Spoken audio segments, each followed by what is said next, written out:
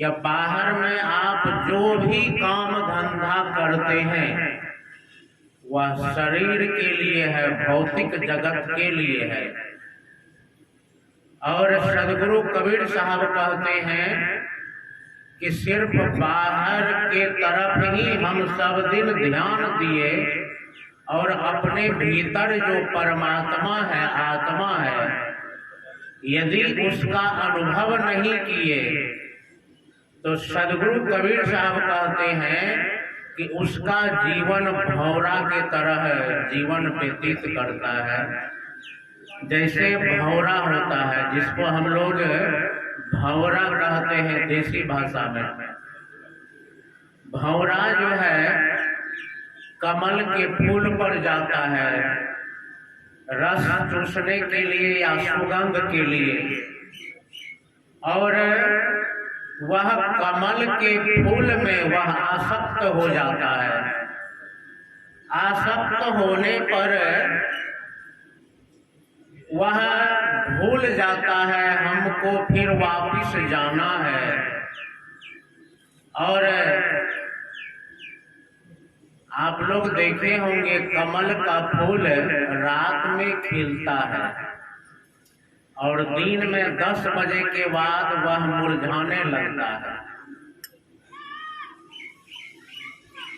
तो वह कमल के फूल पर भंवरा सुबह सुबह जाता है और उसमें आसक्त हो जाता है रस में, गंध में, और फिर वह जो कमल का फूल है वह ज्यों-ज्यों सूर्य चढ़ता है ऊपर की तरफ वह पैक होना शुरू हो जाता, माने पंखुड़ी जो है उसका बंद होने लगता है।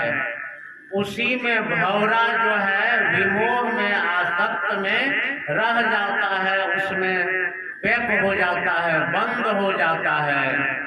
और उधर से हाथी आता है और भंवरा को चबा करके खा जाता है।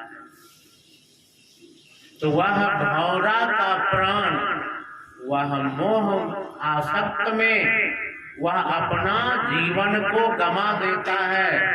वह भंवरा जो कि लकड़ी को काट देता है, घर बनाता है, लेकिन वह कमल के फूल को काट नहीं पाता है।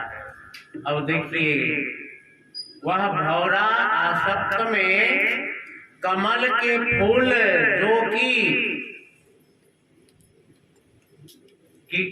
काट सकता है, लेकिन वहां पर उनका बुद्धि अक्ल सब भूल जाता है और उसी में बंद हो जाता है।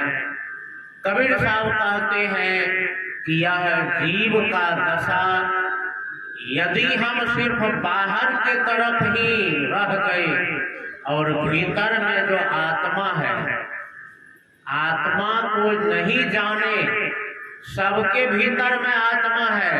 आप जो यहाँ पर आए हैं सत्संग में, वह शरीर अपने से नहीं चलता है, वह आत्मा के कारण शरीर चलता है। आत्मा यदि अभी शरीर से निकल जाए तो आप खड़ा नहीं रह पाएंगे, आप कोई काम नहीं कर पाएंगे। आत्मा है तब आपका शरीर है, आत्मा है तब आंख देखती है, कान सुनता है, जिह्वा से स्वाद लेते हैं, हाथ से काम करते हैं, पैर से चलते हैं। आत्मा यदि अभी शरीर से निकल जाए तो ना आंख देखेगी, ना कान सुनेगा, ना हाथ से काम कर पाएंगे, ना पैर से चल पाएंगे। सदगुरु कबीर साहब कहते हैं कि यदि हम शरीर तक ही सिमट रह गए तो शरीर भाव में जीव जीता है। जैसे पशु जगत है, पशु को यह ज्ञान नहीं होता है कि मैं कौन हूँ, मैं आत्मा हूँ। पशु जगत में, पक्षी जगत में या मनुष्य को छोड़ करके और जितने भी जीव जंतु हैं उसमें ज्ञान नहीं होता है आत्मा का। वहां पर सिर्फ है खाना, पीना और बच्चे को जन्म देना, भयभीत होना, मर जाना। पशु जगत इतना ही काम करते हैं, भोजन करते हैं और बच्चे को जन्म देते हैं, भयभीत होते हैं और अंत में मर जाते हैं। मनुष्य यदि सिर्फ खाए, सोए, बच्चे को जन्म दे के लालन पालन कर दे, अब भयभीत होके मर जाए, तो पशु के समान ही उसका जीवन हो जाता है। सदगुरु कबीर साहब कहते हैं कि यह मानव जीवन मिला है, तो मानव जीवन में सबको माला दीक्षा लेकर के सत्संग भजन करना चाहिए। माला दीक्षा क्यों लेना चाहिए? क्यों लेना चाहिए?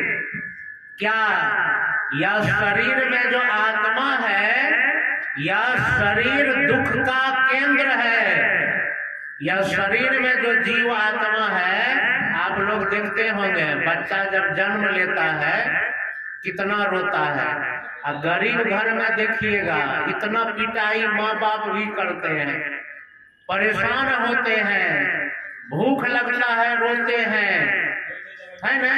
यह शरीर जो है दुख का घर है, इसमें अनेक प्रकार का रोग लगता है। भूख भी एक बड़ा रोग है ना।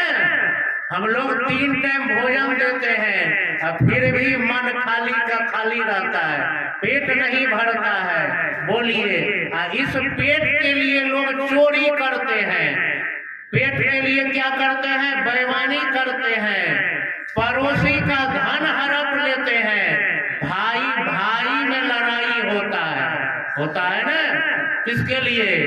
पेट के लिए ना, होता है ना।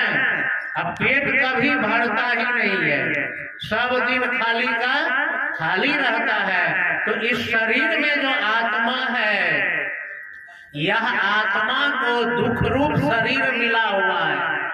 भजन सत्संग इसलिए करना चाहिए कि यह आत्मा को फिर से शरीर नहीं मिले, फिर से जन्म मरण का चक्र ना मिले। और यह मानव जीवन में यदि आप लोग सत्संग भजन नहीं किए, रह गए कौन सी में? जिह्वा स्वाद में।